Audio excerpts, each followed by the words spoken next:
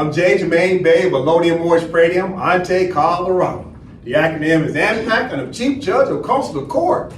Today is Class 163. Class 163. What did we learn in Class 162? Well, we started to take a look at what's commonly known as the Franco-Morocco Agreement of March 2nd, 1956. And what was that about? Well, France as a government was relinquishing what?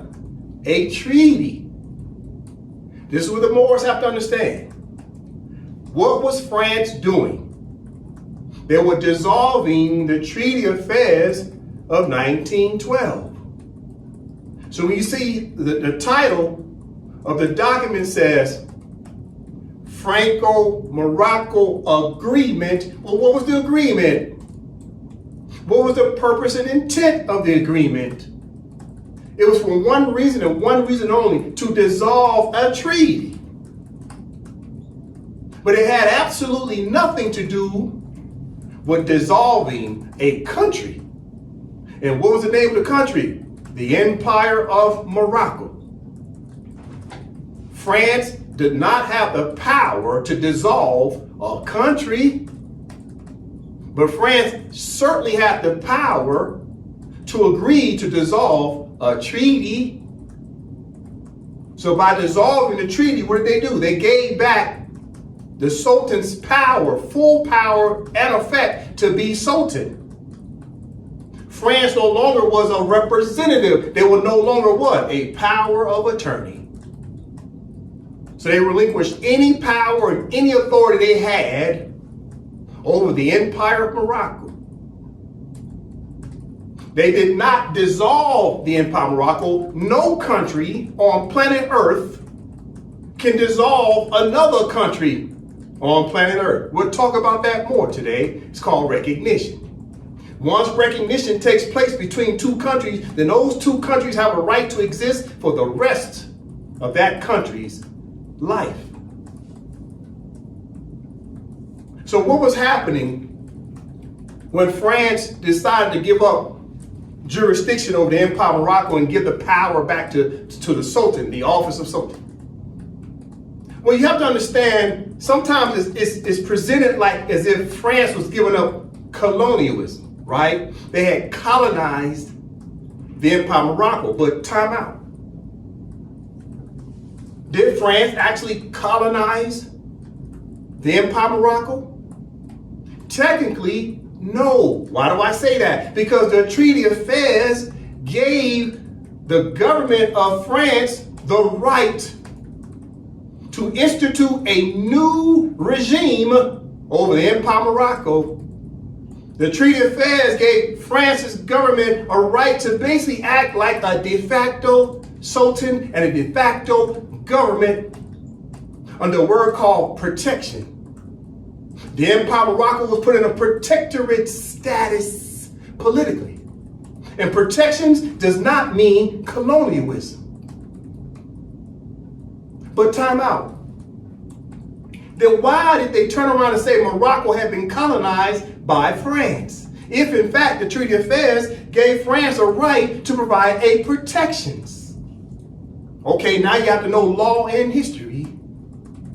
You see, Muhammad V, the Sultan of Morocco, had already declared his independence in 1944, 1 year before the Charter of the United Nations was fully ratified.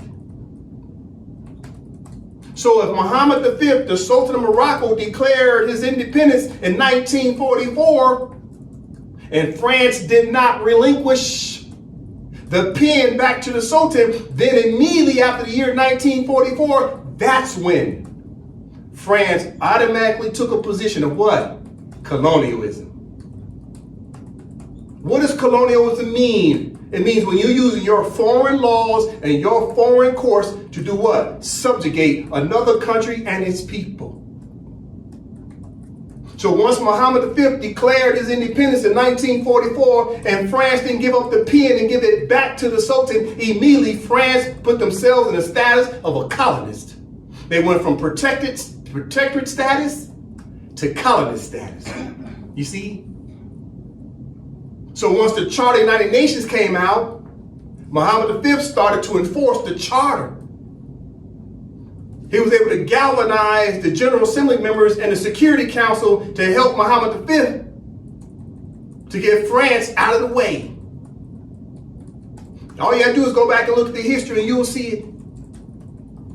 So France finally gave up colonialism in 1956, but colonialism didn't start until after 1944. So colonialism only took place by France for about maybe 12 years, from 1944 to 1956. But France did not have the Empire of Morocco in a colonist status from 1912 up until 1944. It was a protectorate status. Therefore, it's called, in law, it's called what? A privilege. They had a privilege to protect the Empire of Morocco.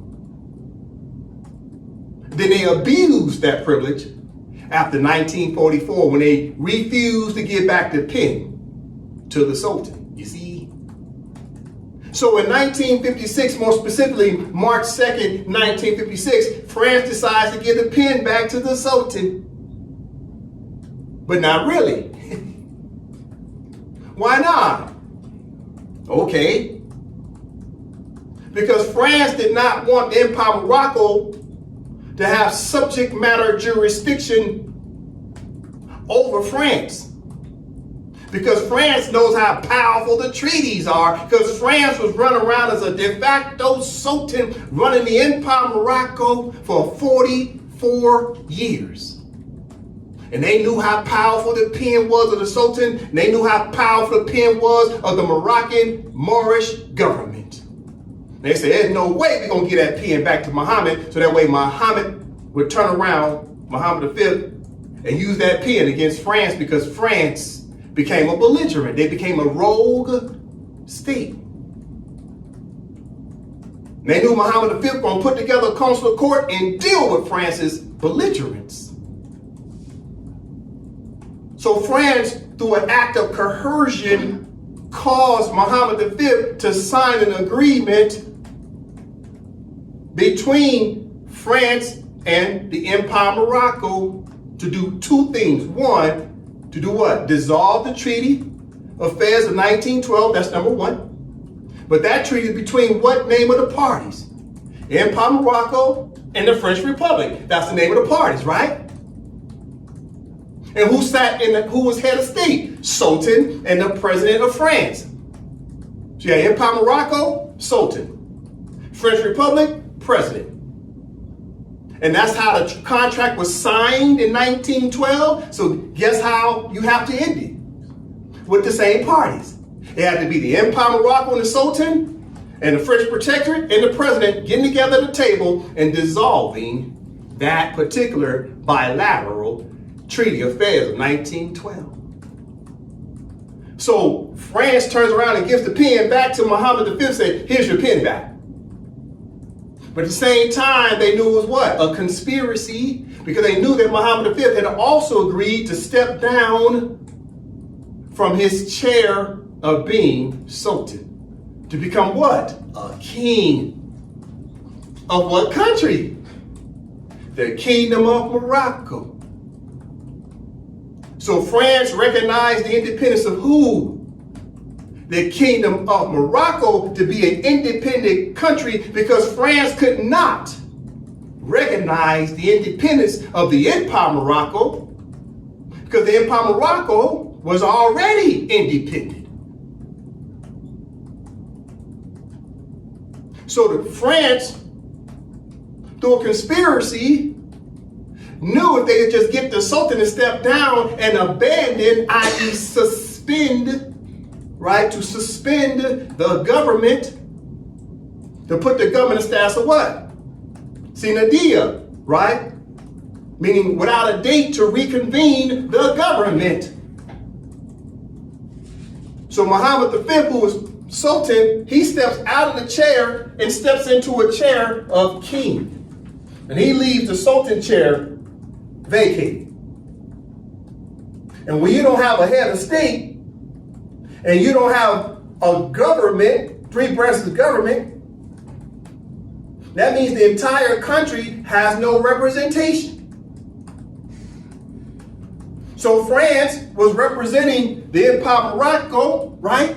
So France had to step out and get out of their representation status, because they gave the pen back to Muhammad V, and then guess what Muhammad V did when he got the pen? He got the pen, and then he stepped out of the chair, and both of them, both France and Muhammad V, sitting there next to each other, and they both looking at the chair of Sultan saying, it's void, it's vacant. Which means also the country became vacant. It became vacated, it became what? Suspended, not null and void. No one can dissolve a country, but you can remove its leaders. Isn't that what the CIA does all over planet Earth? Does the CIA go around planet Earth dissolving countries, or does the CIA go around planet Earth removing people from office? You see what's happening? You cannot dissolve a country, but you can remove people from office. But typically, you replace a person. So let me ask you a question. Then why didn't the CIA and France and the other Europeans just get themselves a puppet to sit there as Sultan of the Empire of Morocco? They could have easily went and got one of them sellout Moors from the Moor Science Temple to sit in the office of Sultan temporarily. Hell, they could have went and got Farrakhan sellout behind to sit in the chair to be Sultan. They could have got Al Sharpton to sit in the chair of Sultan and his sellout behind. So why did they let at least somebody be a Muppet, not a puppet, but a Muppet? You know what a Muppet is, right? A Muppet is the character you stick your hand up their back and you just move them out. That's a Muppet. That's like Kermit the Frog. You see, they wasn't playing no games. The Europeans say, man, let's get rid of the Sultan completely. Let's not even play with it. Because the office of Sultan has what? Jurisdiction over all other European presidents and prime ministers. Therefore, the country, i.e. the Empire of Morocco, also has sovereignty over all other European countries. So the Empire of Morocco as a country has sovereignty over all other 12 signatory powers, which were countries.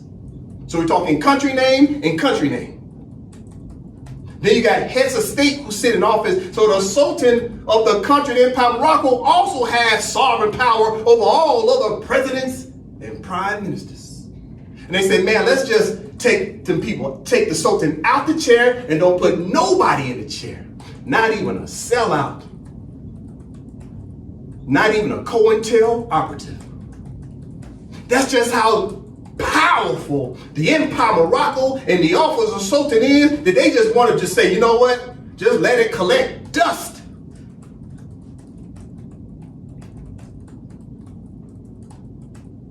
So going back to the Franco-Morocco agreement of 1956, what else did we learn?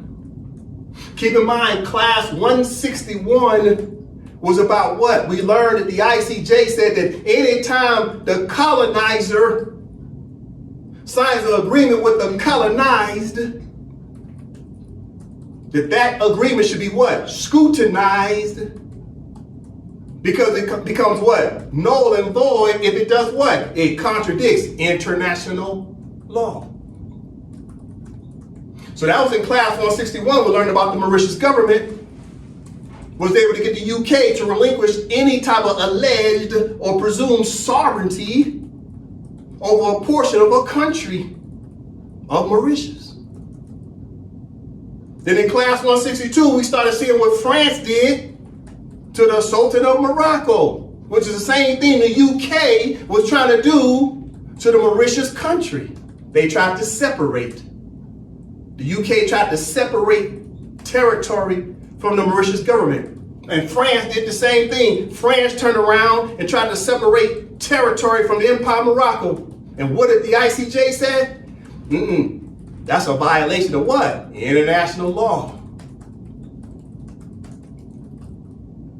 So today in class 163, we will combine these two to talk about the ICJ and the Franco-Morocco Agreement of 1956 so we can show you how the supreme law rules over any colonial agreements.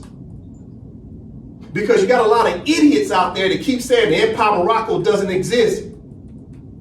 But the question is, what about the Empire of Morocco that doesn't exist? What did not exist, past tense, was no one was sitting in the chairs. But you cannot dissolve a country, but you can remove people from office. So today we'll put class 161 and 162 together today to talk about the Supremacy Clause. I told the Moors back in class 157 or 158, I said, I'll teach the Moors about the true Supremacy Clause, which is supreme law. Supremacy Clause, the word clause means law, the words of law, the rule of law. Which law rules? It's supremacy law rules over other what? Inferior laws. So you got superior laws and inferior laws. I will start to teach the Moors about Supremacy Clause. I will start to teach the Moors about what's commonly known as preemptive law.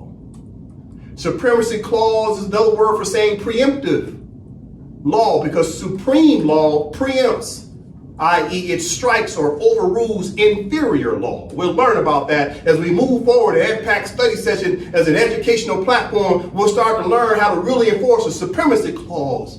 We'll learn how to enforce what's commonly known as preemptive law. We'll start understanding how powerful a country is on planet Earth. As we move forward, we'll talk about these things. Starting today, we'll combine law, case law, and fact. We'll combine these things. As we start to decolonize, we must understand how to do what? Enforce the law. We must understand how to enforce procedure of the law. We must understand how to bring our material evidence to the table to show that our laws are being breached by another party. Then we must understand how to enforce it through the Consular Court. We must understand how to enforce it through the ICJ, the International Court of Justice. And ultimately, we might even find ourselves at the ICC if the ICC brings a suit against any country that's trying to do what? Supervene the impossibility of performance of the human rights of the Moorish people, i.e. the Moroccan people. We'll keep talking about that, all right? Let's get into the class. Okay, as the Moors know, I always open up the Constitution. The Constitution is paramount. What does paramount mean? First. It's first in line, first in time. Why? Because the Constitution allows the will to recognize both the name of the state as a legal personality. The Constitution recognizes what else? The offices of the government. And oftentimes it recognizes the defined territory. And it recognizes the nationality of said people. So who recognizes your nationality? The country, i.e. the Constitution. However, in this example, this is an internal constitution of what country? The Empire of Morocco, right? So right here's an example. This is AMPAC's internal constitution, but this constitution as an example will come under, or shall I say it comes under the constitution for the Empire of Morocco, because that is the country that could never, ever be dissolved.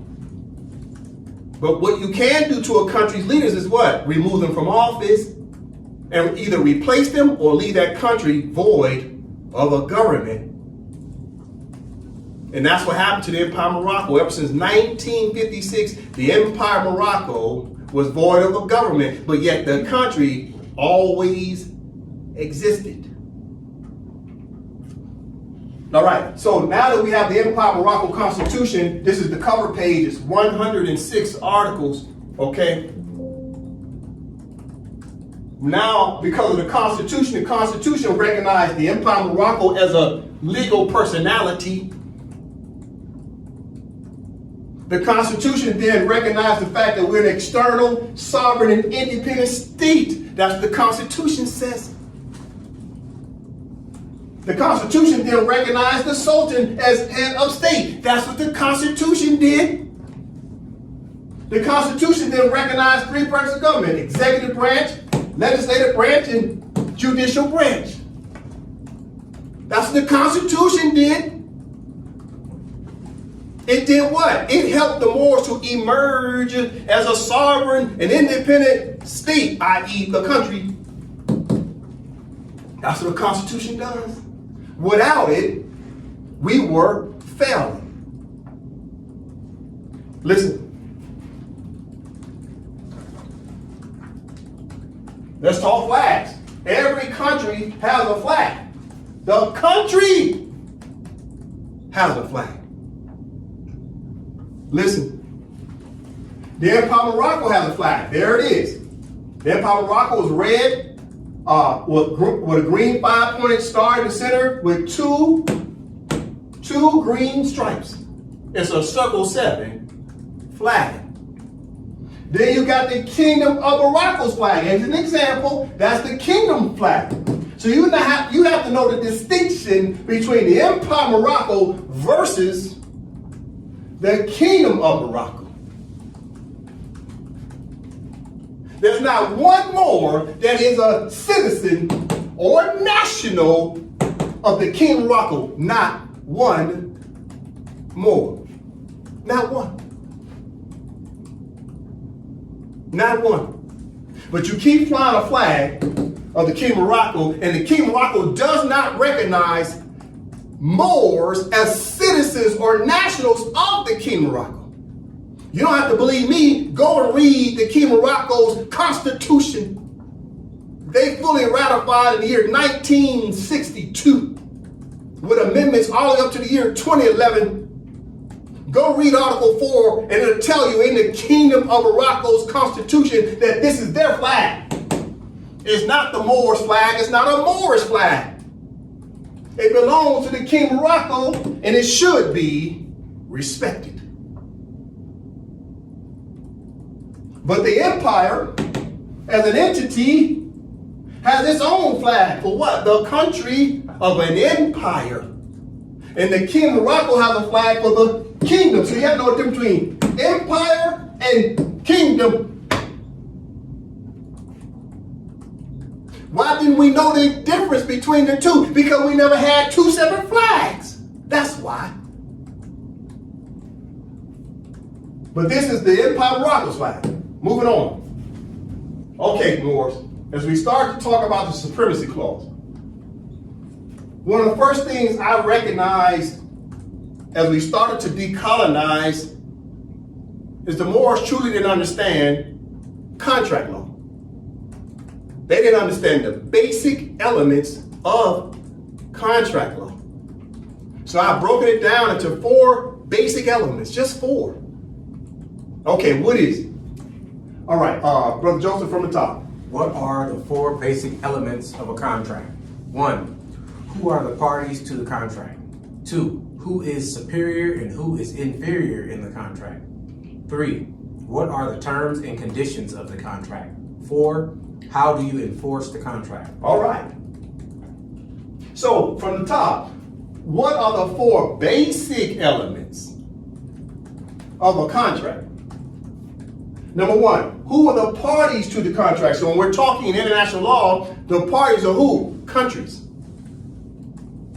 So the Moors were failing at the first box because they didn't even know the country name because they kept saying, our state is the Moor Science Temple of America. So you failed It's step number 1, which means you already failed at step 2, 3, and 4 because you couldn't even get past box number 1 of the basic elements of a contract.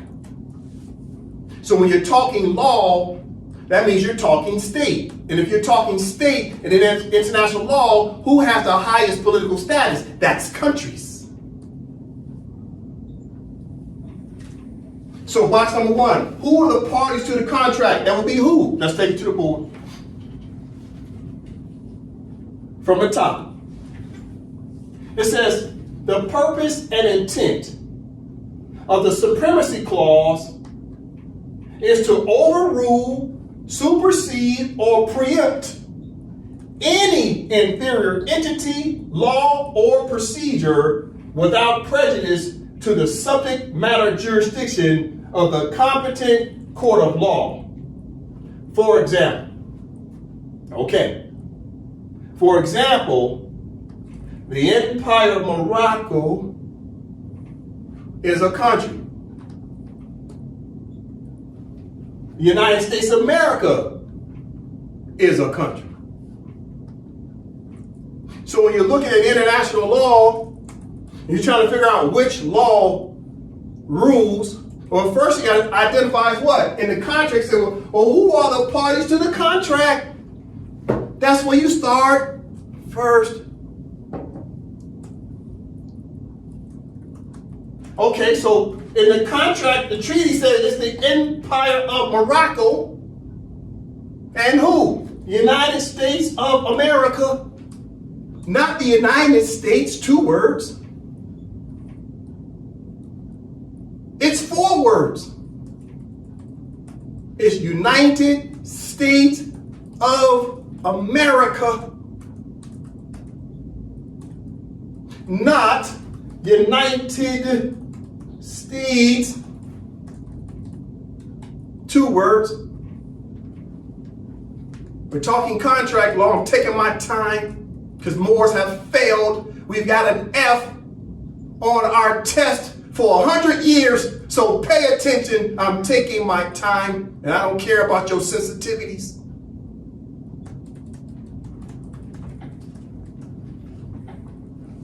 What's the name for the Moors? Empire of Morocco.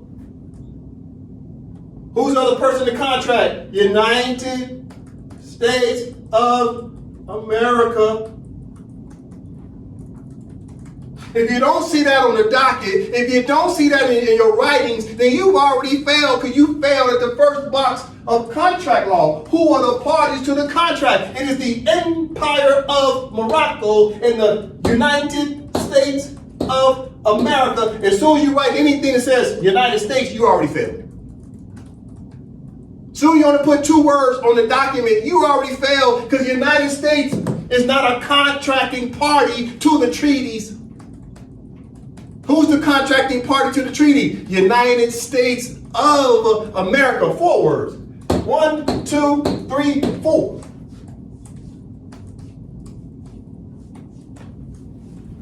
Listen. Number 1. Who are the parties to the contract? Okay. We've identified the first part as who? The country. Now we have to identify the human being who sits in the chair as head of state or head of government. Okay, that's number 2. For the Empire of Morocco, who sits as head of state? The Moroccan Sultan. For the United States, 2 words, because that's who's operating the government right now, United States. But right now they have an American president who sits in the chair for the United States. But the United States, 2 words, is a representative, i.e. a power of attorney on behalf of who? United States of America. So the American president, and then you got the Moroccan Sultan of the Empire of Morocco. These are the parties. Who are the parties to the contract? Let's continue. Look, Now you're talking Moroccan law versus American law.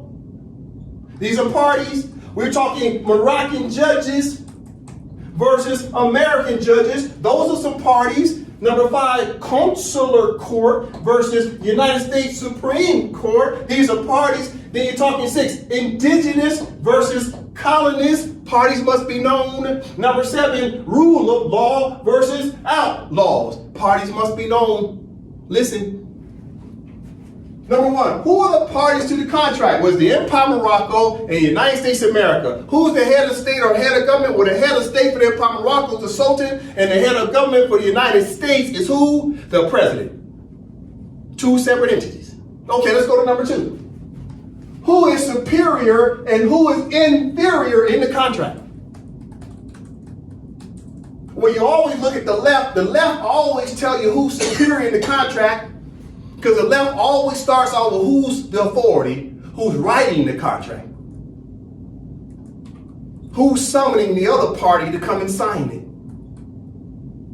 who drafted the contract. You always know the powers to the left. This is why you look on TV, you always see the United States of America's flag. When you look at the TV, you see it's all the way over to the left. Then everybody else's flag is to the left of the United States of America's flag. So you're reading this board, you're reading it from left to right. Powers to the left, the subordinate, inferior person or entity is to the right. Okay, let's read it again. Number 2, who is superior and who's inferior in the contract? Well, who's superior? Empire Morocco, Moroccan Sultan. Who's inferior? United States of America and the American president. Okay, number 3. What are the terms and conditions of the contract? What contract? Let's talk treaties. The terms and conditions of the contract of the treaties recognize the Sultan as the sovereign. Of what?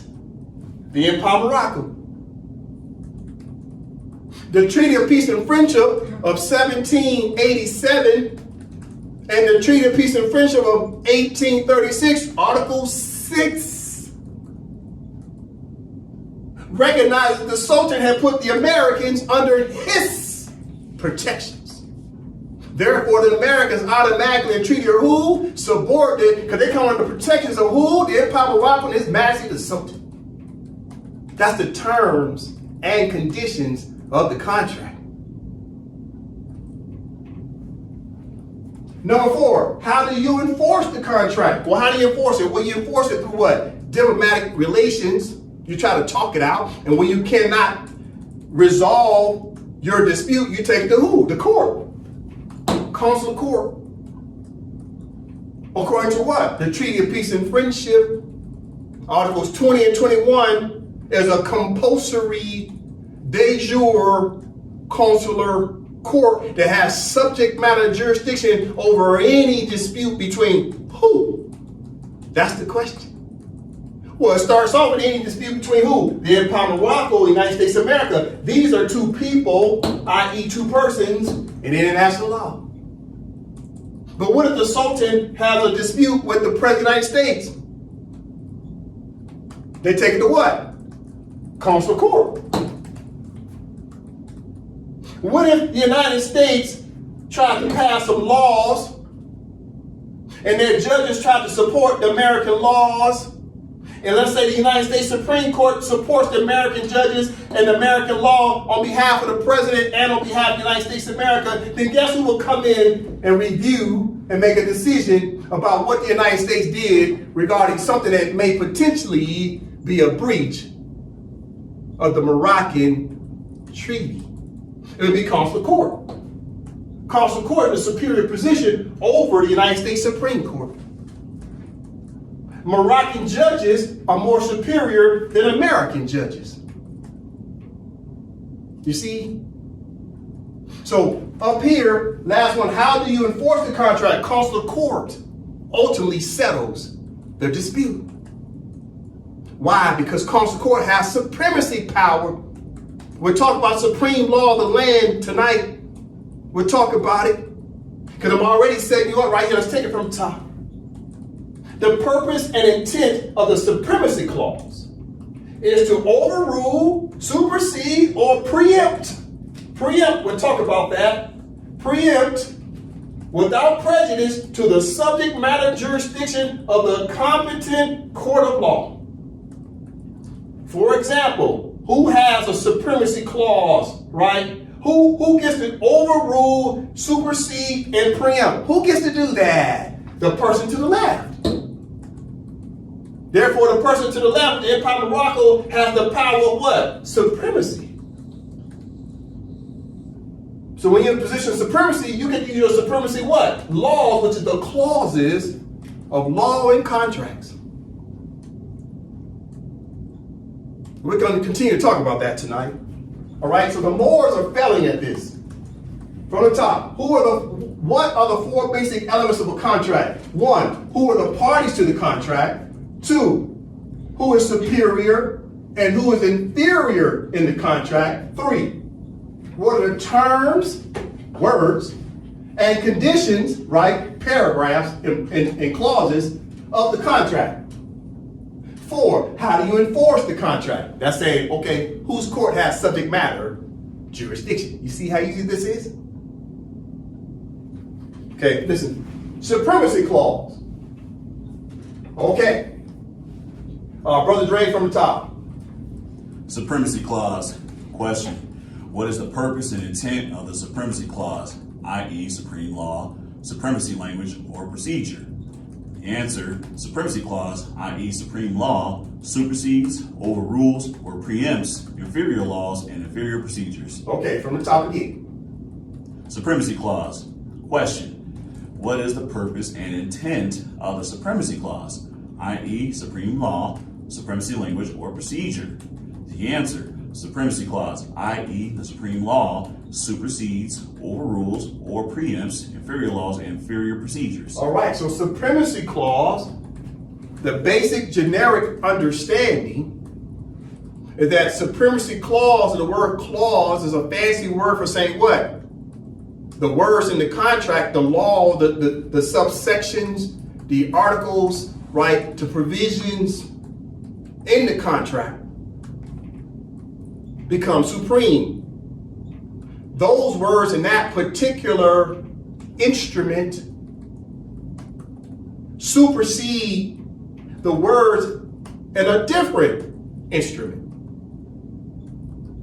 So they say, oh, well, the Constitution, the language in the Constitution is supreme over other laws of the several Union states. You'll hear the United States always arguing everything must be pursuant to the Constitution.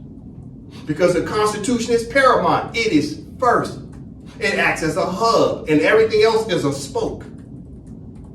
So the Supremacy Clause is the words in the Constitution, but the Constitution also turns around and tells you what? That treaty language is supreme language when it comes to law between two countries. So between two countries, Empire of Morocco and United States of America, what becomes a supreme law that settles disputes? That will be treaty words. That's supremacy clauses in the treaties. We'll talk about that. So listen, Supremacy Clause. Question. What is the purpose and intent of the Supremacy Clause, i.e. supreme law, supremacy language, or procedure? Answer. Supremacy Clause, i.e. supreme law, supersedes, overrules, or preempts inferior laws and inferior procedures. Now, why are we talking about this? Because I told you in class 161, the ICJ already warned the colonists that any agreements you sign with the colonized are basically what? Null and void. And what did Judge Yusuf, the president of the ICJ, say along with 13 other judges that ruled along with him? What did they say? They said international law is supreme over anything that a colonist does to the colonized.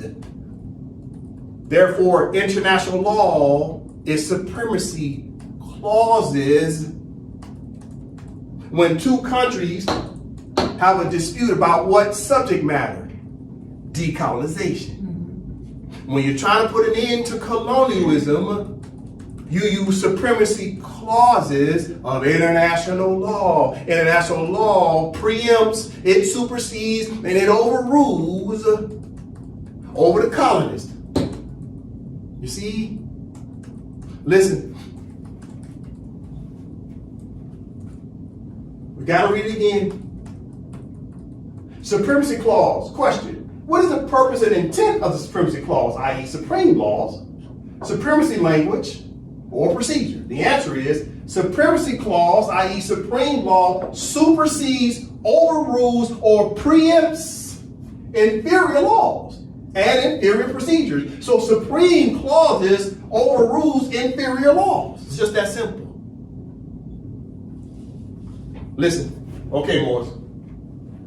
We have to read the definition of what's commonly known as preemption, right? This is Cornell Law School preemption, right?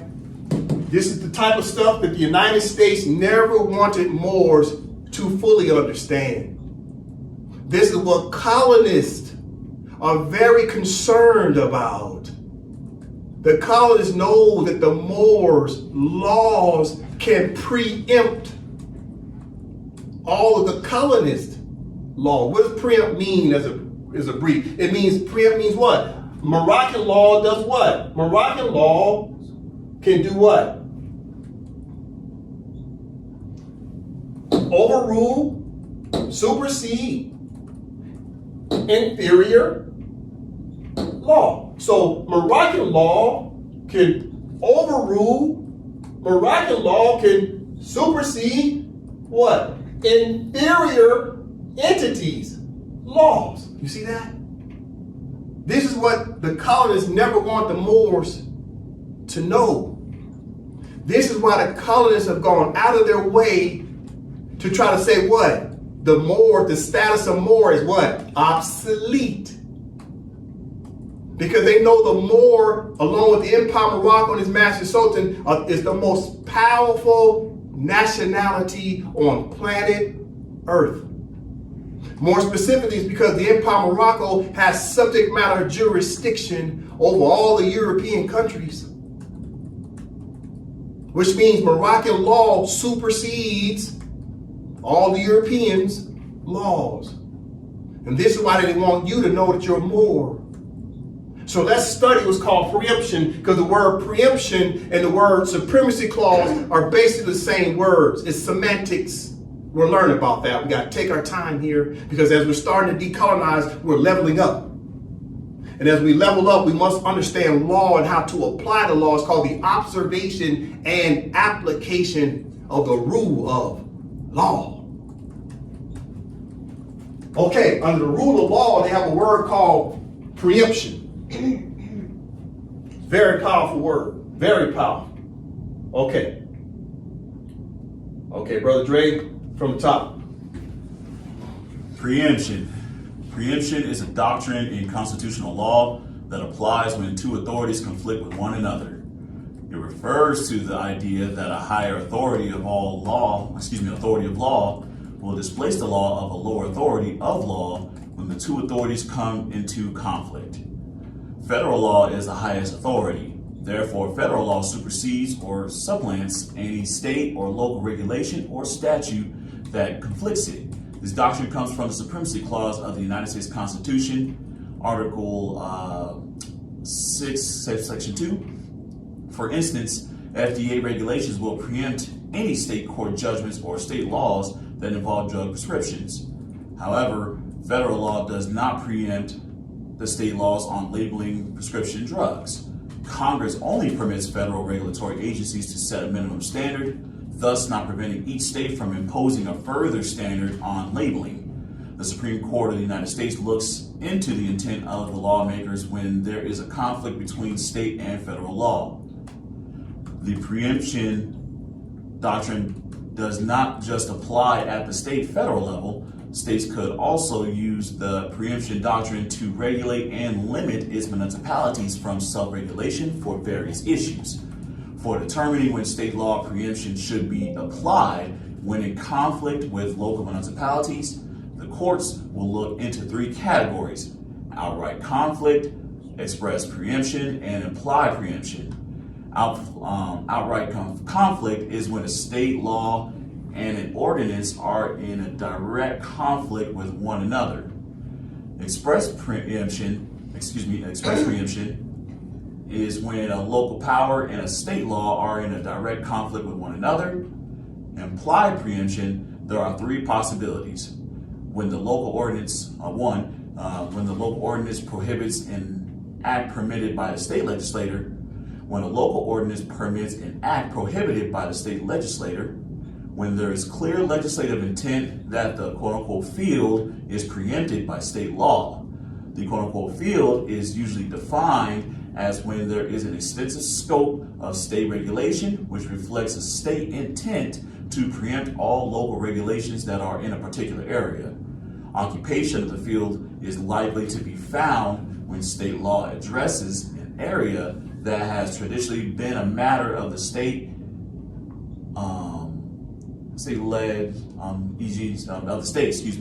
mortgage foreclosure process, for example.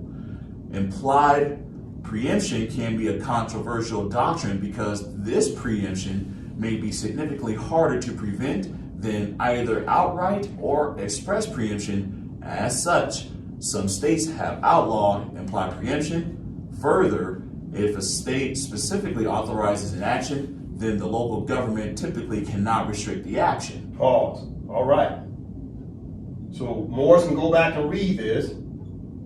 Okay, but what is the basic understanding of what preemption does?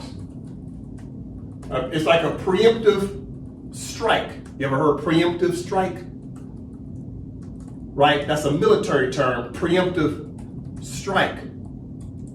But when government officials use the word preemptive strike, what are they striking? They're striking or overruling or superseding a lower inferior state's laws. So the federal government can perform what's called a preemptive strike, meaning they can strike through.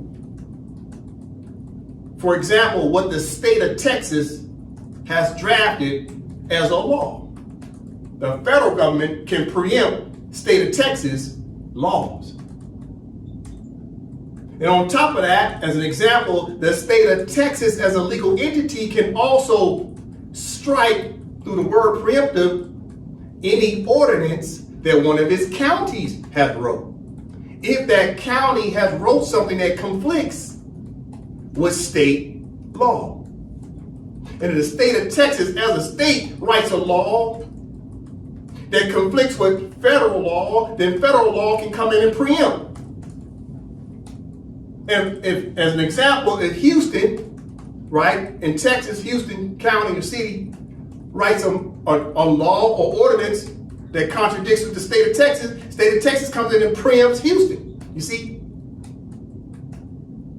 In that order, federal, state, local.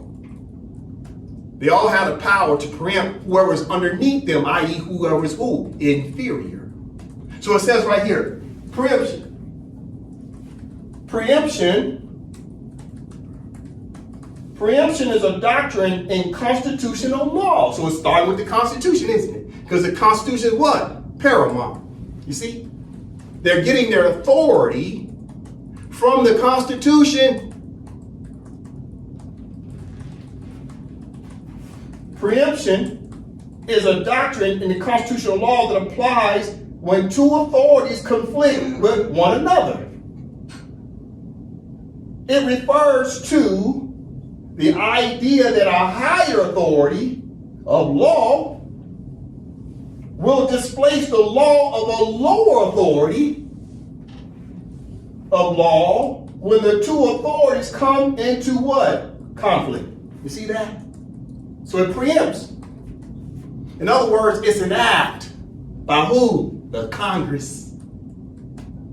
So Congress gets together and writes a law that says, yeah, we're going to strike what that lower entity did.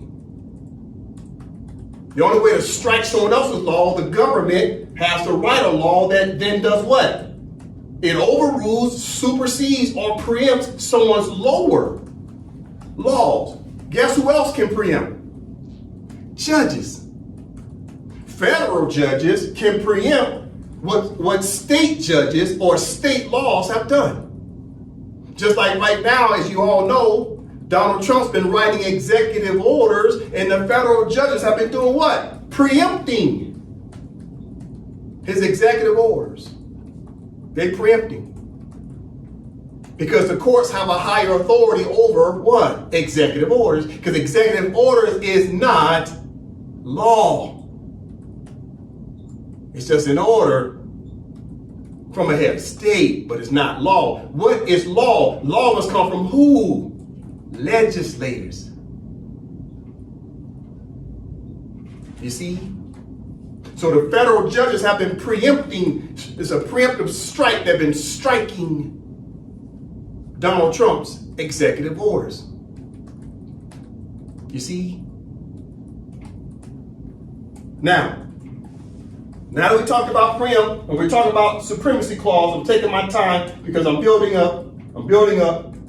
Now, let's take a look at the Supremacy Clause. Right, you find that at Cornell Law School. All right. Okay, let's learn about Supremacy Clause, but just a moment. Okay, I'm going to type in Control F and type in the word preempt. You see how many times the word preempt already popped up? 1, 2, 3, 4, 5 under the word Supremacy Clause. You see that? So what are they trying to tell you? Supremacy Clause are clauses that what? Preempt inferior people's laws. You see what's happening? See how easy this is? But we must put it in sequential order. First, we have to study preempt in order to understand Supremacy Clause. Once we understand Supremacy Clause, we'll really understand preempt. The two go together. Okay, from the top, Brother Dre. Supremacy Clause. The Supremacy Clause refers to the foundational principle that, in general, federal law takes precedence over any conflicting state law. Established under Article 6, Paragraph 2 of the U.S. Constitution, the Supremacy Clause enables the federal government to enforce treaties, create a central bank, and enact legislation without interference from the states. It does not, however, allow the federal government to review or veto state laws before they take effect. The Supremacy Clause underpins the broader doctrine of preemption, where if laws are in conflict, the law of a higher authority can preempt the law of a lower authority if the superiority of the former is stated expressly or implied. Traditionally, when it is not indicated, federal law does not preempt state law in areas traditionally regulated by states, unless Congress's intent to preempt is clear. In areas where the federal government has historically significant regulatory involvement, preemption is less likely to apply today. Today, disputes usually involve statutory interpretation rather than its scope of application. All right. So from the top, Supremacy Clause. The Supremacy Clause refers to the foundational principle that, in general, federal law precedent over any conflicting state law. So federal law, right, supersedes state law. And state law supersedes internal municipal laws of counties, cities, and townships, right? So it's federal, state, local municipality. Okay? So from the top, Supremacy Clause. The Supremacy Clause refers to the foundational principle, right? They use the word principle, well-settled principle. The Supremacy Clause refers to the foundational principle that, in general, federal law takes precedent over any conflicting state law. Established under Article 6, Paragraph 2. There they go, talking about that Article 6. Paragraph 2 again. Of what? The Constitution. See how they brought up the Constitution again? You see how important constitutions are? Listen, the Supremacy Clause enables the federal government to enforce treaties. You see the first word they use? What does the Supremacy Clause allow you to enforce? Treaties. What does the Supremacy Clause allow you to enforce? Treaties. You see that? What does the government do? They're enforcing treaties. That's the first thing they start talking about. First, they're talking about the Constitution. Second word, what? Treaty. You see the sequential order? Then they say what? So from the treaty, it said treaty. Then it says create a central bank and enact legislation without interference. So then they finally say legislation. Because treaties are between who? Two countries, Empire of Morocco versus United States of America. Treaties between two countries. But typically, legislation is internal legislation only for that country. So the United States of America passes legislation that's binding on its Americans. The Empire of Morocco passes legislation that's binding on Moroccans. You see? So first they talk about treaties. So that's my point. We're making points about the fact, what does the United States of America's Constitution enforce? Treaties. And treaties is a supreme law of the land. Okay, let's get back to the word preempt. We're taking our time. The more I have to understand this, I'll be talking about this for the next few classes. Listen up. The Supremacy Clause underpins the broader doctrine of preemption, where if laws are in conflict, the law of a higher authority can preempt the law of a lower authority if the superiority of the former is stated expressly or implied. Okay. So preemption says the law must be implied. Now let's go back to preemption. Preemption said, oh, you need to look up the Supremacy Clause. Right? It says, look up the Supremacy Clause. It's tied to the United States Constitution of Article 6, Clause 2. They're giving you a roadmap. So then you click on it. Okay, let's read Article 6, Clause 2. Brother Dre, Article 6, Clause 2, right here. This Constitution and the laws of the United States, which shall be made in pursuance thereof, and all treaties made, or which shall be made under the authority of the United States, shall be the supreme law of the land, and the judges in every state shall be bound thereby. Anything in the Constitution or laws of any state to the contrary notwithstanding. So under Article 6, Clause 2 of the United States Constitution, as an example, it says this Constitution and the laws of the United States, which shall be made in pursuance thereof, and all treaties made, or which shall be made under the authority of the United States, shall be the supreme law of the land.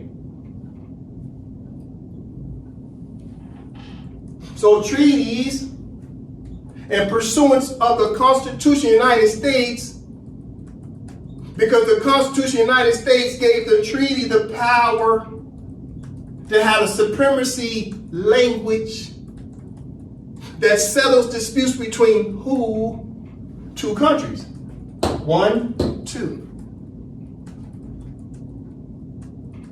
So what everybody has to understand is Supremacy Clause is about the words in a contract. And the question is, who's superior in the contract? Who's inferior in the contract? And does that contract stipulate preemptive language in it that clearly states that the person on the left is supreme over the person on the right, which is inferior?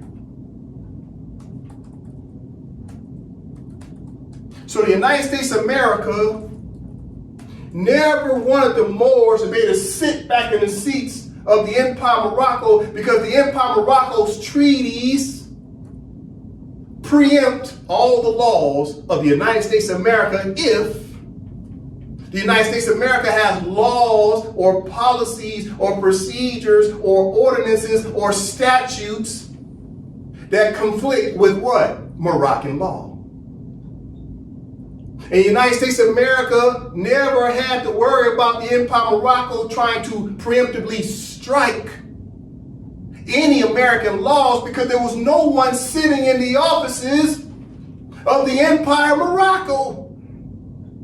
There was no supreme authorities, i.e. the duly authorized officials of the Empire of Morocco. There was no chaperone.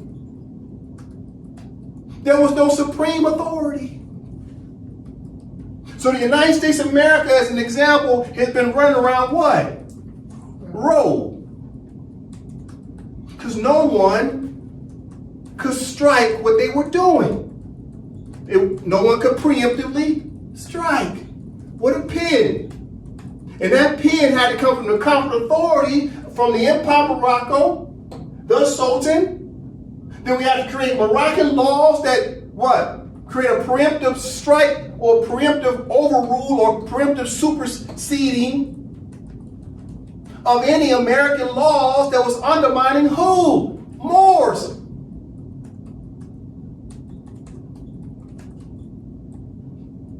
So we acquiesced. Acquiesce means what? We agreed to come under their rulership. We became colonized and naturalized under their jurisdiction. And the Empire of Morocco was not speaking up for the Moors because there was nobody sitting in the seats since 1956. So guess who ended up being supreme in the contract? The United States of America ended up becoming supreme in our own treaties because the Empire of Morocco had waived its rights to do what? Preempt. We waived our rights as Moors to preempt because we didn't have a Sultan as head of state. We didn't have Moroccan laws because Moors keep saying they're Americans. We didn't have Moroccan judges to enforce the law because Moors keep saying they're Americans. And we didn't have consular court to settle disputes between the two countries because Moors keep saying they're Americans. And the only people could sit in the office of the Empire of Morocco, who? Moroccans. And we kept blaming the white man on this side of the equation, and the white man is like, take your behind home to your mama if you want your rights. Until then, you over here in your foster mother's house. Don't tell your foster mother how to run her house. You take your behind home to your mama's house, your biological mother, and your biological mother can sit down with your political father, which is the Sultan, and come up with laws that starts to preempt and put the United States of America in their place as a subordinate party in the contract.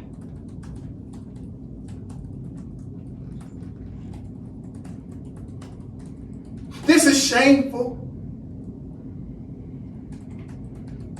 Moore's been telling me for years, man, treaty supreme law of the land. Okay, then why aren't you enforcing the treaty? Then they turn and say, no, man, you have to enforce the Constitution. Wait, time out.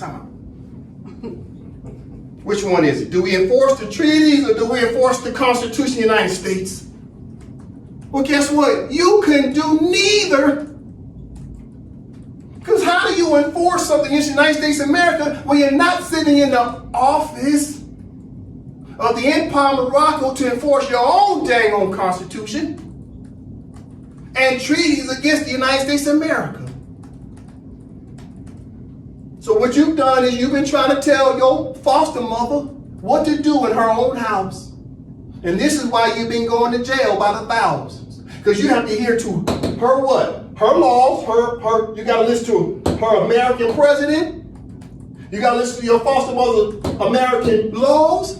You got to listen to your foster mother's American judges. You got to listen to your foster mother's United States Supreme Court. In other words, you got to listen to a colonist that's an outlaw. But is he really an outlaw? Maybe.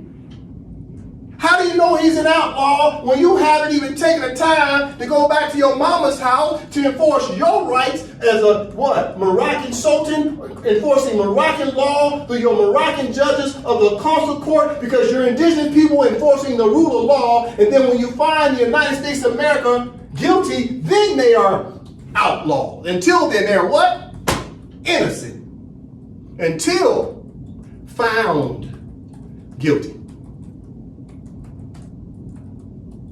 So as we start to study the Supremacy Clause, the Supremacy Clause gives you the right to preempt someone else's inferior laws, which means the United States of America judges are also inferior. Their Congress is inferior. And their president is inferior. And this is why they run around and say Moroccan nationality is what? Obsolete. We're going to talk about that. Listen, we're talking preemptive. We're talking preemptive. We're talking Supremacy Clause. All right. Let me give the more of an example of what supreme law looks like. Let me show you what Supremacy Clause is all about. How do you enforce your right when you know that you are superior in the contract? How do you do that? The judges will tell you how to do it. So as an example, once again, we can talk about the ICJ, the International Court of Justice, in the case of what? Legal consequences of the separation of the Chagos archipelago from the Mauritius in 1965. Right? So in this case of the ICJ, what happened? The ICJ judges overwhelmingly ruled in favor of Mauritius to tell Mauritius what? Yes, the UK of Great Britain is breaching what? International law. It's a violation for Great Britain to try to separate a portion of the country from a country, which is the same case the Moors will bring against any Europeans who are claiming that there is no empire. No, what you're saying is you separated it. That's a violation of what? International law. And international law preempts colonist opinions and internal laws. It preempts because it's supreme. Listen to what the judge said. Well, this is about 4 or 5 minutes. This is the case. It's called UN Call for UK to End Administration of Biot, B-I-O-T, Territory, Chagos, February 2019. This happened in the 21st century. This happened just 6 years ago.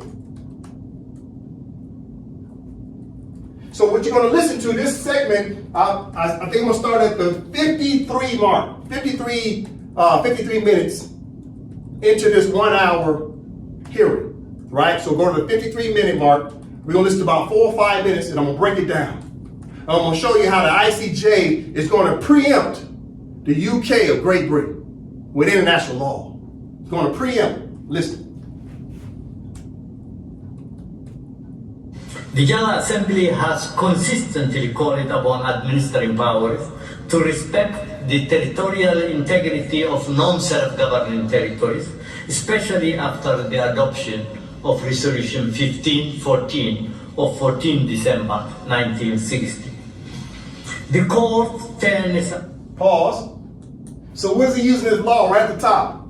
Resolution 1514 of December 14, 1960. He's saying this law is supremacy law that preempts any agreement that Great Britain signed with the Mauritius country.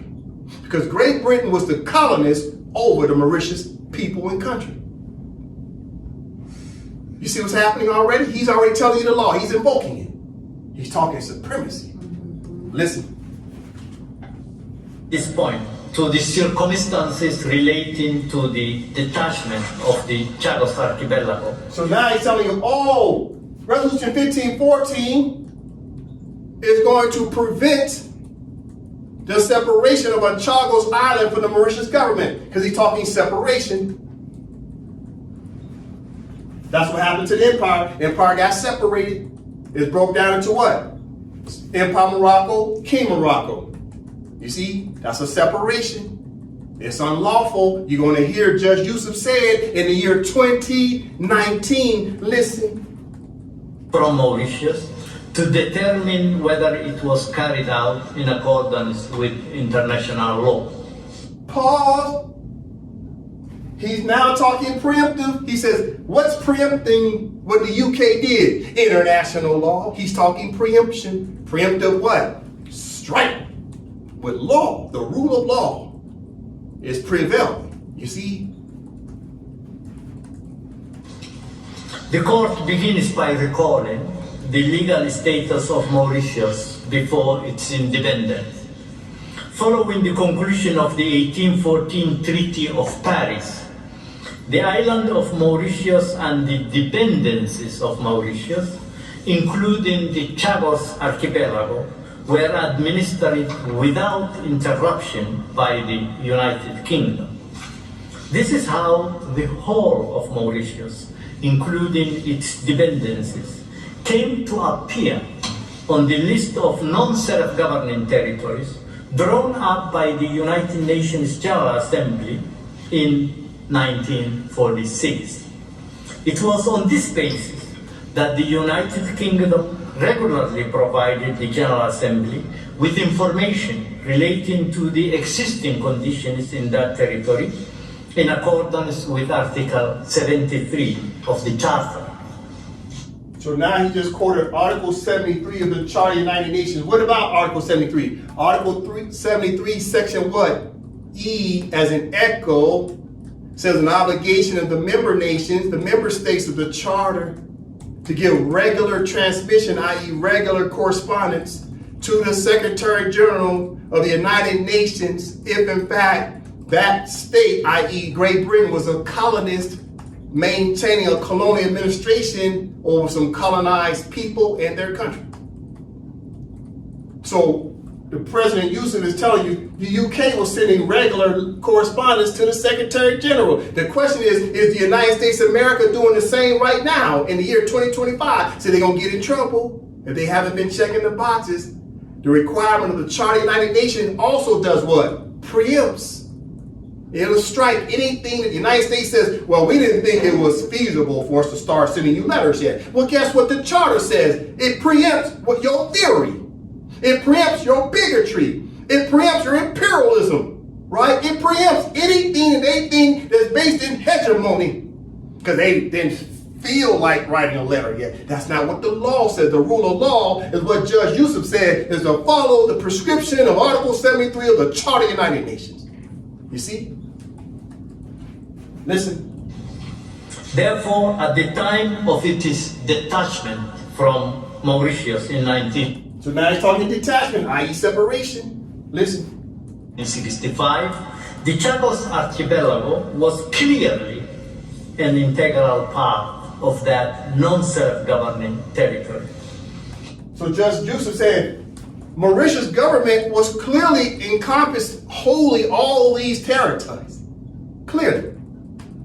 So when the ICJ or the Consular Court looks at the treaties and says, well, clearly the United States of America was in Morocco, clearly.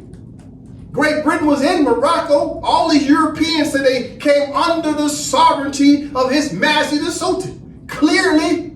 Why is he saying clearly? Because he's reading treaties.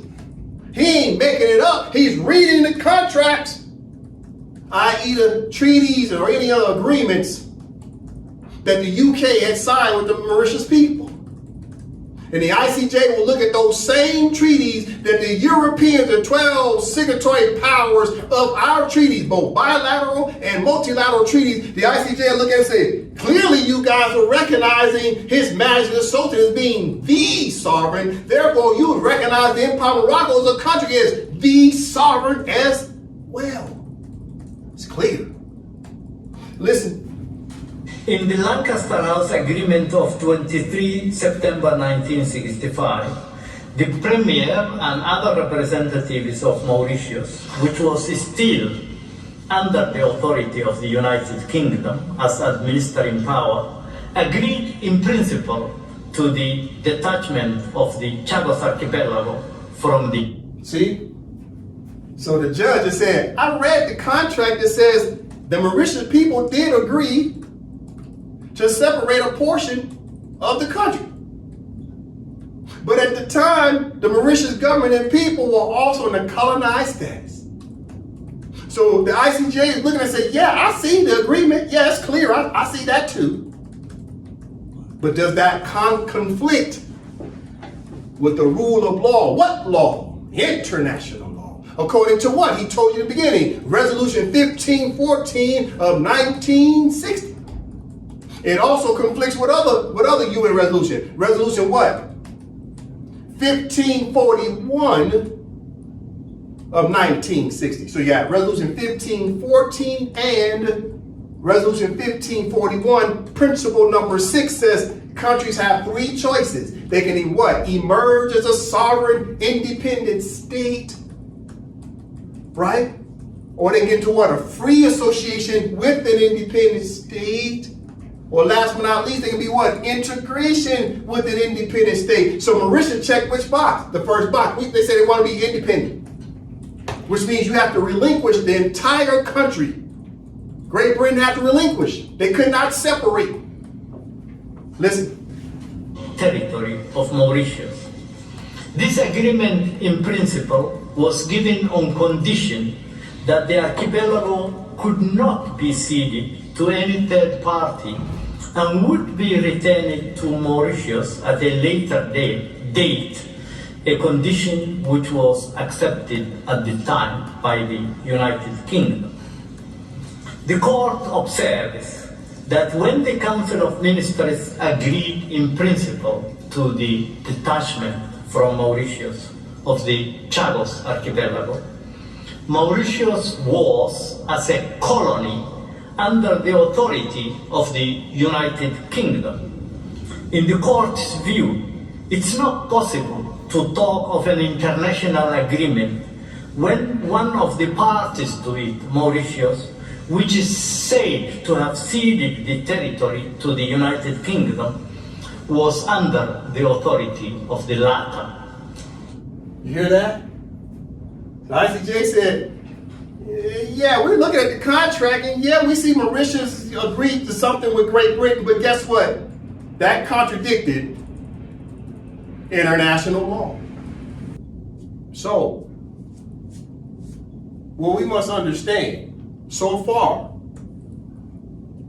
is that the ICJ is saying when the colonists have signed an agreement with the colonized, that agreement more than likely will end up becoming what? Null and void.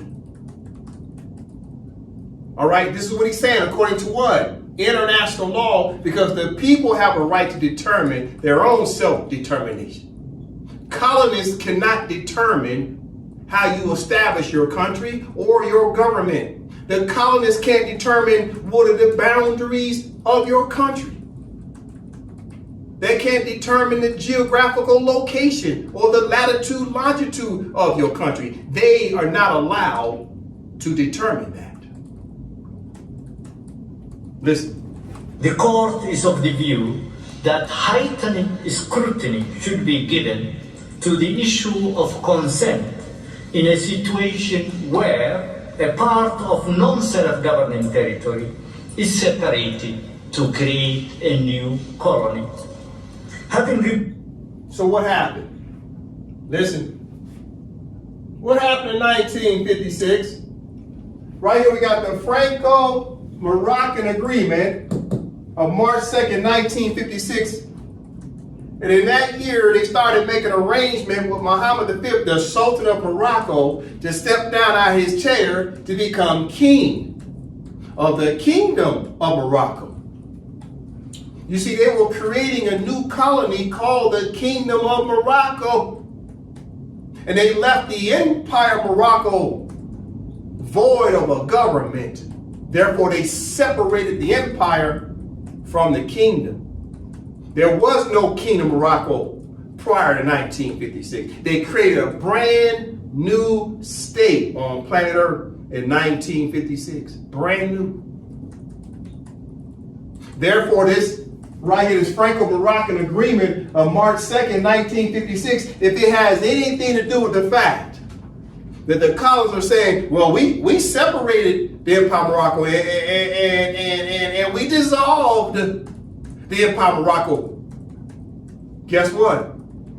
That's patently frivolous and arbitrary and capricious. If colonists are saying that that's what they did to the colonized. And the ICJ is supporting that by saying you must scrutinize anytime the colonists are saying they separated a country. You see what I'm saying? Listen. With the circumstances in which the Council of Ministers of the Colony of Mauritius agreed in principle to the detachment of the Chagos archipelago on the basis of the Lancaster House Agreement, the court considers that this detachment was not based on the free and genuine expression of the will of the people concerned. In its resolution 2066 of 16 December 1965, adopted a few weeks after the detachment of the Chagos archipelago, the General Assembly deemed it appropriate to recall the obligation of the United Kingdom as the administering power to respect the territorial integrity of Mauritius. The court considers that the obligation is arising under international law and reflected in the resolutions adopted by the General Assembly during the process of decolonization of Mauritius require the United Kingdom as the administering power to respect the territorial integrity of that country, including the Chagos archipelago.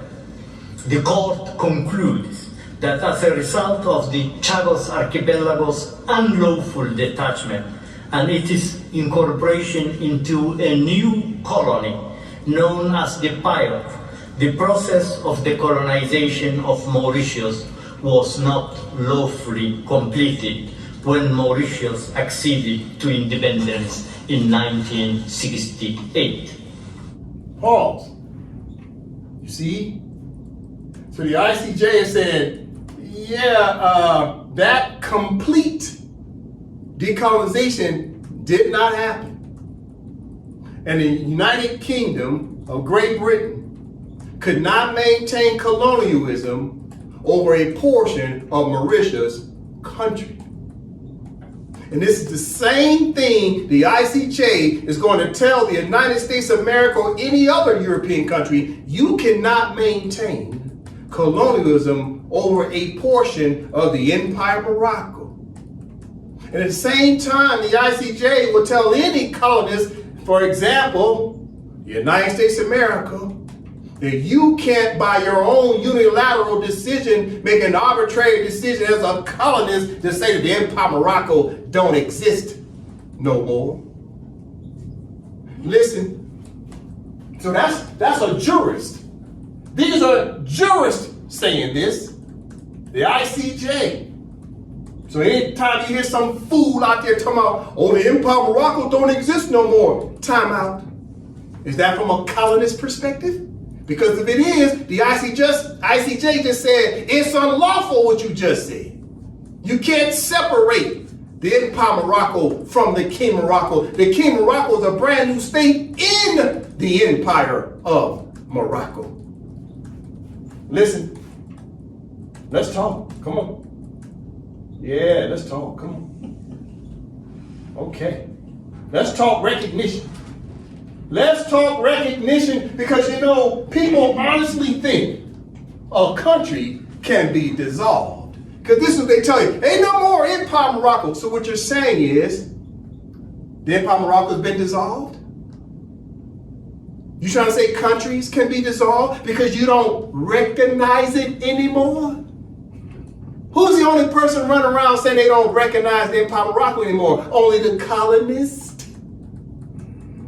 The ICJ just told you, yeah, that's patently frivolous and arbitrary and capricious and absolutely unlawful. But let me allow the United States to tell you about recognition, because that's what we're talking about right now. We are talking about recognition of a country. And what is the rule of engagement? What is commonly known as the customary rule of international law? Okay, what do I have up here? This is the Montevideo Convention on the Rights and Duties of States, signed at Montevideo, December 26, 1933. Now, Montevideo is located in Paraguay in South America. So all of the countries, or what's commonly known as the Americas, got together and signed this treaty. I'm talking continent as a continent. The countries within the continent got together and signed this treaty in 1933. It's about recognition and the duties of states. So let's understand what recognition means, because when you say the Empire of Morocco doesn't exist no more, what you're saying is the Empire of Morocco is not recognized anymore. Well, let's let the United States of America tell you what is the definition of recognition and the terms and conditions that comes along with recognition. Listen, let's go down to Article 3, Brother Dre. Article 3, the political existence of the state is independent of recognition by the other states. Even before recognition, the state has the right to defend its integrity and independence, to provide for its conservation and prosperity, and consequently to organize itself as it sees fit, to legislate upon its interests, administer its services, and to define the jurisdiction and competence of its courts. All right. Second paragraph. The exercise of these rights has no other limitation than the exercise of the rights of other states according to international law. Okay, so just a moment. I want to show the Moors who the signatory powers were. I meant to show you that. Okay. Convention on the Rights and Duties of States, 1933, and there is the United States of America. You see that? They're one of the signatory powers, along with other countries, right? So in Article 3, okay, Article 3, we're talking recognition, right, which is basically a Supremacy Clause, right? It's a high status of law. The word recognition is a Supremacy Clause word. Listen, Article 3, the political existence of the state is independent of recognition by the other states. Even before recognition, the state has the right to defend its integrity and independence, to provide for its conservation and prosperity, and consequently to organize itself as it sees fit, to legislate upon its interest, administer its services, and to define the jurisdiction and competence of its courts. That's Article 3. This is the United States of America recognizes customary international law. We're talking recognition. I'm building up. Listen. Article 6. Brother Dre. Article 6. The recognition of a state merely signifies that the state which recognizes it accepts the personality of the other with all the rights and duties determined by international law. Recognition is unconditional and irrevocable. Read it again. Article 6. Article 6. The recognition of a state merely signifies that the state which recognizes it accepts the personality of the other and all the rights and duties determined by international law.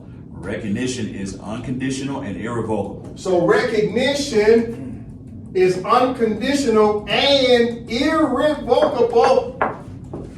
This is the United States of America saying recognition is unconditional and irrevocable. So you can't turn around and say, oh, the Empire of Morocco don't exist no more. Why? Because the Empire of Morocco has already been recognized by all countries on planet Earth. As a matter of fact, guess who recognized the United States first? Okay, listen. Let's have some fun with this. Okay, Wikipedia 1777 in the United States, right here, says events from the year 1777 in the United States. Year 1777, right? Okay, now we come down, it's just a list of things that happened from January to March, so we're going to scroll down to December, okay? What happened in December in 1777, right? Let's talk about that. Let's get to it, okay? Okay, what happened on December 20th? All right, Brother Dre. December 20th, Morocco becomes the first country to recognize the independence of the United States. Okay, let's try it again. December 20th, Morocco becomes the first country to recognize the independence of the United States. Okay, let's try it again. December 20th, Morocco becomes the first country to recognize the independence of the United States. Okay, so Morocco was the first country to recognize the 13 colonies in 1777. Okay, let's go back to the Treaty of Montevideo. Okay, let's have some fun with this. Article 6. Article 6 from the top, Brother Dre. Article 6, the recognition of a state merely signifies that the state which recognizes it accepts the personality of the other with all the rights and duties determined by international law, and recognition is unconditional and irrevocable. So recognition is irrevocable. So once the Empire of Morocco, right, take to the board, once the Empire of Morocco recognized the United States of America, and in like manner, the United States of America recognized the Empire of Morocco through recognition and by the signing of treaties. Therefore, the United States of America cannot what? What's the word? It's irrevocable, right? They cannot revoke their recognition of the Empire of Morocco. You see what's happening? And since all the other signatory powers also recognized the Empire of Morocco, because the Empire of Morocco recognized them in the bilateral and multilateral treaties and recognition, right? No, from the top. Let's get a list of states that have been recognized by the Sultan, and then they turn around and recognize the Sultan and Empire of Morocco as well, which makes it irrevocable recognition. No, from the top. Signatory powers or third states parties to the Multilateral Act of Algeciras of 1906 per intertemporal law. 1. United States of America. 2. France. 3. Great Britain. 4. Germany. 5. Netherlands. 6. Belgium. 7. All the Russias, which includes 15 states. 8. Austria, Hungary. 9. Sweden. 10. Italy. 11. Portugal. And 12, Spain. So all of these countries were recognized by His Majesty the Sultan of the Empire of Morocco. And in like manner, all of the 12 signatory powers recognized the Sultan and the Empire of Morocco. So now it's irrevocable. What's irrevocable? Recognition. So colonists can't turn around and say, oh, we don't recognize the Empire of Morocco no more. But guess what? They never, ever said that on the record. You know what they said? They just recognized King Morocco. But they never said they don't recognize the Empire of Morocco. They say they recognize Kingdom of Morocco. You see the wordplay? So they're not saying they do not recognize the empire. They're just saying they recognize a brand new country called the Kingdom of Morocco. And if people on planet Earth are stupid enough to believe that the King of Morocco is the Empire of Morocco, then the game's on you. Listen, now let's talk about recognition. Right here, I got the United States State Department. This is their website. United States relations with Morocco. Look what they say. Bilateral relations, fact, sheet. This is the State Department. Bureau of Near Eastern Affairs, look, June 6, 2022 on that website, relations with Morocco. Well, wait a minute. Let's see what they say about their relationship with Morocco, since everybody keeps saying, ain't no such thing as Empire Morocco. Let's see what the United States says. But you got to see how they got it coded. When you study, you'll see it so fast. Brother Dre from the top. U.S.-Morocco relations. Pause, read again. U.S.-Morocco relations. Pause, read again. U.S.-Morocco relations. Well, time out. How the hell can the United States say they're in a position where they're to the left and Morocco's to the right? Oh, because they talking about what? The kingdom. Because the United States can claim they're on an equal footing with Morocco, the kingdom, but if they're talking empire, then Morocco will be to the left, the United States will be to the right, because they're inferior. So you got to catch these things. Okay, so, but watch what they say about the history. Okay, Brother Dre from the top. Morocco was one of the first countries to recognize the newly independent United States, opening its ports to American ships by decree of Sultan Muhammad III in 1777. Morocco formally recognized the United States by signing a treaty of peace and friendship in 1786, a document that remains the longest unbroken relationship in U.S. history. Full diplomatic relations began in 1905. Morocco entered into the status of a French protectorate from 1912 to 1956. And normal diplomatic relations resumed after U.S. recognition of Moroccan independence in 1956. The two countries have a long history of working together bilaterally and regionally. Pause. Okay, Morris. And I'm also talking to the United States citizens. This is the State Department. Did you see what they said? They said the Treaty of Peace and Friendship is unbroken.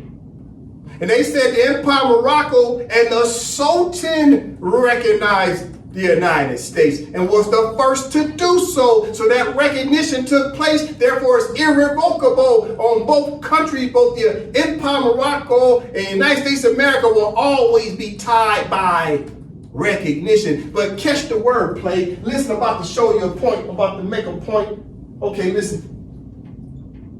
Morocco was the first country to recognize the newly independent United States, opening its ports to American ships by decree of who? Of Sultan. See that? Decree of the Sultan. So who recognized the United States of America? The Sultan. Of what? The Empire Morocco. 1777. Listen. Then it goes on to say what? Morocco formally recognized the United States by signing a treaty of peace and friendship in 1786. Why 1786 instead of saying 1787? Because in 1786, in June 1786, the Sultan signed the treaty on June 23rd, 1786. And then Thomas Barclay, who was a representative of 13 colonies, signed the treaty on June 28, 1786. So it was signed.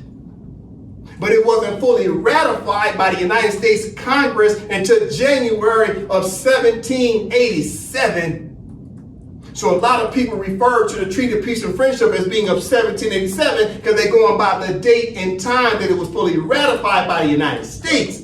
But the reality is when the Sultan signed it, it was June 23rd, 1786, and then signed by Barclay on the month of June 28, 1786. So both of them signed in the month of June, 1786. And this is why the United States always listed as the Treaty of Peace and Friendship of what? June 28, 1786. All right? Now, listen to my point. It says, the Treaty of Peace and Friendship was signed 1786, a document, listen, a document that remains the longest unbroken unbroken relationship in U.S. history. So the Treaty of Peace and Friendship is unbroken. But wait, time out. If it's unbroken, that means the relationship between the Sultan of the Empire of Morocco and the President of the United States should also be unbroken. Going back to what? 1777. If the United States State Department is saying that the treaty is unbroken, that means the terms and conditions of the treaty recognize who is the parties. The Empire of Morocco and His Majesty the Sultan. The treaties never mention a king of the King of Morocco. Never, ever. So when the United States says it's unbroken, then that means they are saying beyond a reasonable doubt that they still recognize who? The Sultan and the Empire of Morocco, because the treaty is unbroken between who? This person's name, United States of America, and this person's name, Empire of Morocco, whose name is on the contract. It's the Empire of Morocco and the United States of America. Those are the names on the contract. The United States is saying it's unbroken. Then how the hell are these fools on planet Earth saying that the Empire of Morocco don't exist when even the United States is saying the treaty is unbroken from 1786 and the recognition is unbroken since 1777? 250 years of recognition, and you got fools on planet Earth keep talking about ain't no Empire of Morocco. That's not what the United States is saying. Listen, I got a question. No, from the top. Multiple choice question. If the Treaty of Peace and Friendship of 1786 and 1836 remains the longest unbroken treaty relationship between the Empire of Morocco and the United States of America, then what is the name of the Sultan of the Empire of Morocco in 2025? Pause. Read the question again. Multiple choice question. If the Treaty of Peace and Friendship of 1786 and 1836 remains the longest unbroken treaty relationship between the Empire of Morocco and the United States of America, then what is the name of the Sultan of the Empire of Morocco in 2025? A. Sultan Abdul Al-Kabir of the Empire of Morocco, or B. King Mohammed of the King of Morocco, or C. None of the above. Oh, so it's a multiple choice question. Oh, now everybody on planet Earth has to answer the question, even though it's a rhetorical question, because I just showed you that the United States has said it's an unbroken treaty. Therefore, if it's an unbroken treaty and the United States recognizes that the Sultan signed the treaty and the Sultan did the recognition, that means if the treaty is unbroken, that means the United States still recognizes who? The Sultan of the Empire of Morocco. So let's get to the question and answer again, because this is for all these fools out here that keep saying there's no Empire of Morocco. And listen, multiple choice question. If the Treaty of Peace and Friendship of 1786 and 1836 remains the longest unbroken treaty relationship between the Empire of Morocco and the United States of America, then what is the name of the Sultan of the Empire of Morocco in 2025, since the treaty is unbroken? Multiple choice answers. Listen, is it A, Sultan Abdul Al-Kabir of the Empire of Morocco, or is it B, King Mohammed of the Kingdom of Morocco, or is it C, none of the above? Listen, for you fools out there that said C, none of the above, well, I just showed you that the State Department says it's an unbroken treaty. And I showed you the Treaty of Montevideo. Article 6 says that recognition is what? Irrevocable. So So you fools who chose C don't know what the hell you're talking about. You have an imperialist mentality. It's what? Hegemony and bigotry mentality, because you know that the Moors are superior when it comes to the Supremacy Clause, that you know Moroccan law, i.e. the Moors' law, will do what? Supersede and overrule American law. You see? They don't want to tell you the truth because they're scared. Listen. Anybody who picked B, so who does the United States recognize as being in a treaty with? Oh, so you said it's King Mohammed of the King of Morocco? You said it's B? When the King of Morocco wasn't even established until 1956, but the United States said the treaty went back to 1786?